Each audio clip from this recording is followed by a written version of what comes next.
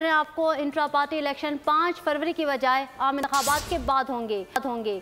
PTI की जानिब से पार्टी इलेक्शन का नया शेड्यूल भी जारी कर दिया गया है। अपडेट कर रहे हैं आपको, पीटीआई की जानिब से इंट्रा पार्टी इलेक्शन मुलतवी करने का फैसला कर लिया गया है। मज़ीद तफसीलात जान लेते हैं अपने नुमाइंदे मोहम्मद अलीजा से। अलीजा, बताइएगा, इंट्रा पार्टी जो इंतखाबात हैं वो मुलतवी करने का फैसला कर लिया गया? जी बिल्कुल ऐसा ही है। पाकिस्तान तहरीक इंसाफ की जानिब से इंट्रा पार्टी इंतखाबात मुलतवी करने का फैसला किया गया है और अब इंट्रा पार्टी इंतखाबात 8 फरवरी को जो आम इंतखाबात हैं उनके बाद करवाए जाएंगे।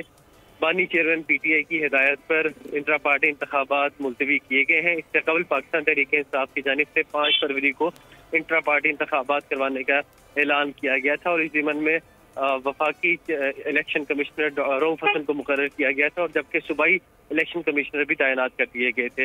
इस हवाले से पाकिस्तान तहरीक इंसाफ के जो नामजद कैंडिडेट्स हैं मुख्तलिफ हल्कों में, उनकी जानिब से भी पार्टी को दरख्वास्त की गई थी कि इंतखाबी मसरूफियात के बायस हम इंट्रा पार्टी इंतखाबात में उस तरह से शिरकत नहीं कर सकते और इंट्रा पार्टी इंतखाबात के बायस जो हमारी इंतखाबी सरगर्मियाँ हैं वो मुतासर होने का खदशा है। इन तमाम से चीज़ों को मद्देनजर रखते हुए बानी चेयरमैन पीटीआई की हिदायत पर इंट्रा पार्टी इंतखाबात मुलतवी कर दिए गए हैं। चेयरमैन पीटीआई बैरिस्टर गौहर ने इसका ऐलान भी कर दिया। बानी पीटीआई की हिदायत पर इंट्रा पार्टी इंतखाबात मुलतवी करने का फैसला कर लिया गया है। मोहम्मद अलीजा अपडेट कर रहे थे, शुक्रिया।